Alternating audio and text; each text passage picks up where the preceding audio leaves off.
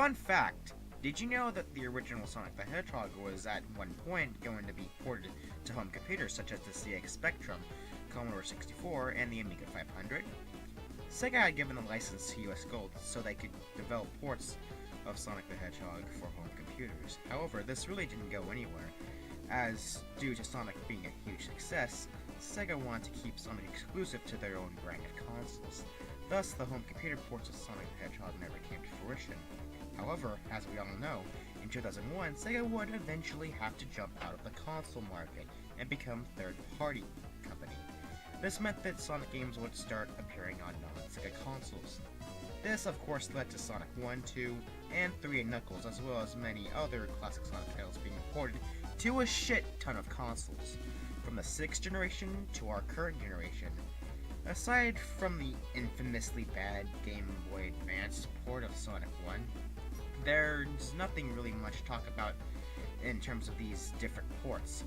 But I do want to talk about a particular set of remakes, these being the Taxman and Stealth ports of Sonic 1, 2, and CD.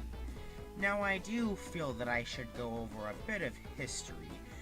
A man by the name of Christian Whitehead, aka the Taxman, who had worked on fan games and fan-made Sonic engines, had contacted Sega about plans for a Sonic CD re-release that would be made from the ground up using his Retro engine.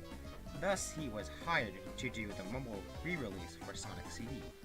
After this remake was released in December of 2011, Taxman would then team up with another fellow Sonic fan game developer named Stealth to do mobile remakes of Sonic 1 and 2 in 2013. And let me tell you, these ports kick major ass. Not only did these remakes add better visuals and 60 FPS, but they even included additional content. The Sonic CD remake fixes the time travel mechanic just a little bit, made the special stages less choppy, included a feature to play as Tails, and even gives you the option to choose between American and Japanese soundtrack. The Sonic 1 remake has a better frame rate, better visuals, and also includes a save feature. Tails and Knuckles are fully playable characters, and it's even possible to unlock Super Sonic. Sonic 2 remake adds better frame rate and visuals, a save feature, Knuckles as a playable character, and even an additional zone. This zone being Hidden Palace, which was actually one of the many cut levels from the original Sonic 2, which is pretty damn cool. Overall, these are some great remakes, and I'd highly recommend that you check them out. That being said, while these remakes are pretty much better than the original counterparts, I still do like to play the original versions of these games. I guess that could be because I'm a bit of a purist, but that could also be because I prefer playing with real controls, as opposed to touch controls. But that's just me. Now you may be wondering, what about Sonic 3 and Knuckles? Where's the Taxman and Stealth remake of that? Well, about a year ago, there was a proof of concept video showing off a remastered Sonic 3. However, nothing really came out of this. There have been petitions for it to get greenlit by Sega, but seeing as how both Taxman and Stealth are currently occupied with Sonic Mania, it's probably not going to happen anytime soon. But it's not entirely out of the question. It probably will happen at some point. Maybe. Anyways, with that out of the way, let's talk about everything else in regards to the classic Sonic era. Starting with...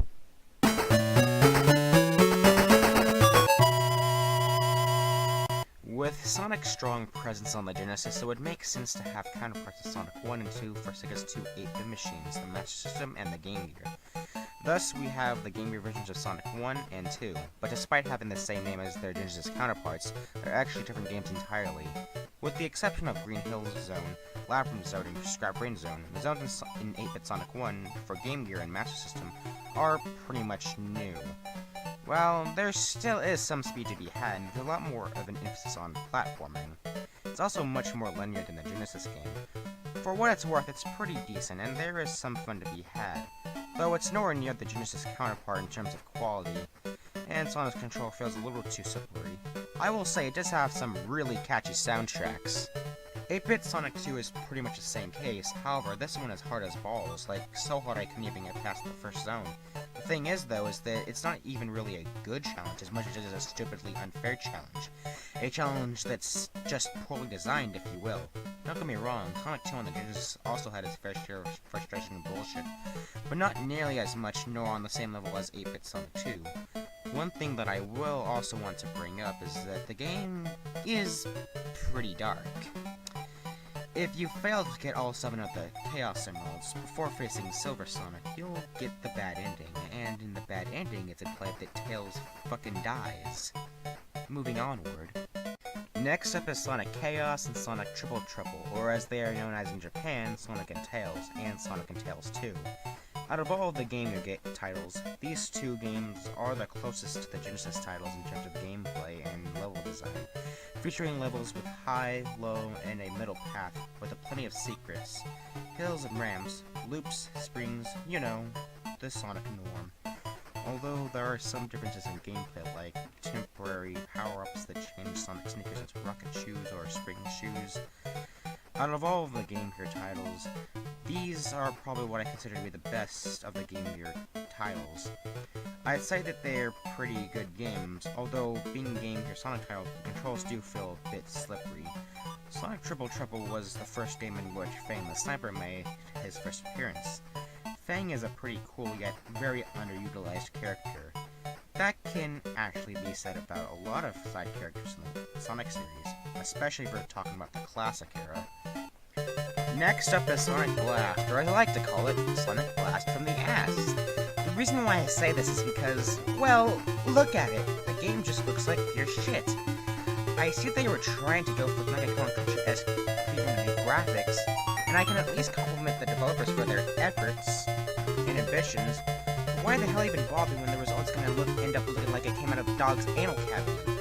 Yes, I get it, graphics aren't everything in the video game, but in this game's case, both the art direction and the graphics practically ruin it. Aside from that, Sonic Blast is just plain and forgettable and, well, plays like shit. Next up is Sonic Drift 1 and 2. These games involve Sonic and friends racing in cars. That's pretty much what I can say about these two. They're pretty forgettable. Our favorite Two-Tailed Fox also got his own two pair of games, these being Tails Sky Patrol and Tails Adventures. Tails Sky Patrol is a game in which you control Tails flying through different locations. Tails comes equipped with a ring that is not only used to attack enemies, but also manipulate the environment around you. As a game that's based around Tails, it's actually pretty decent, and very neat considering how it's based around its ability to fly. One issue I do have, though, is that it can be pretty cheap and frustrating a lot of times. Touching either the ground or any other part of the environment is kills me. And there are some spots with tight corridors that are sort of hard to get through. That and any damage taken from an enemy can knock you down and possibly send you down to the ground, instantly killing you. It's still an alright game, though. As far as Tails Adventures goes, well, I kinda want to save that for its own review, for some other time down the line. And last but probably least, Sonic Labyrinth. Sonic Labyrinth is an isometric game where the goal is to collect 3 keys to escape a level.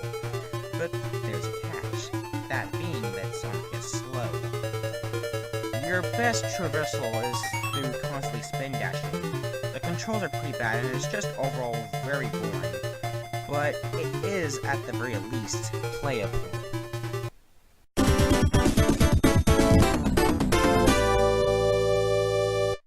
Sonic 3D Blast is often considered to be the first 3D Sonic game, and not really much of a good one. Unlike other Sonic games where the goal is to get to the end, your main task in Sonic 3D Blast is to collect these little birds called Flippies, and to take them to a ring pool.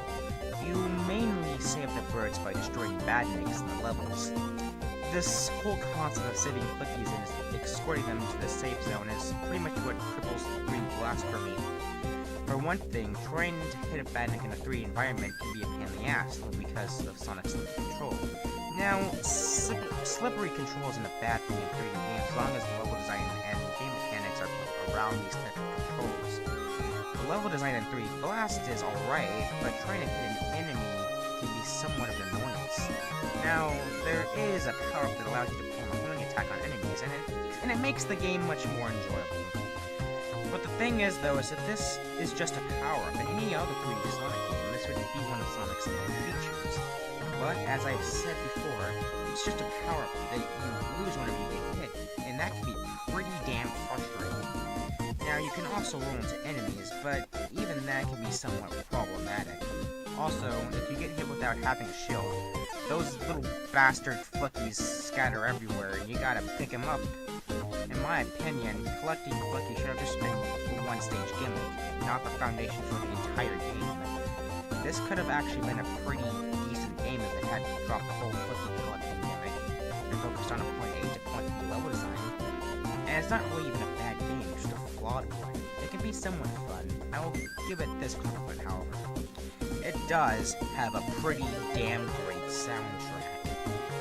Now, I like me some good old pinball, and Sonic Spinball is a pretty alright game.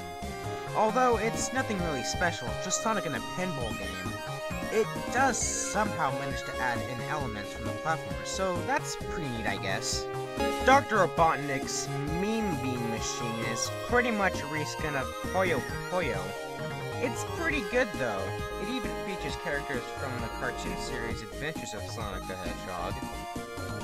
And last of the Genesis spin-offs is Sonic Eraser, a puzzle game where you gotta match the following shapes. It even features Sonic being his own clone. Haven't played it, but it looks okay. But unfortunately, it breaks the #1 rule of Sonic games. That rule being no Sonic game should have a shitty soundtrack. This one, however,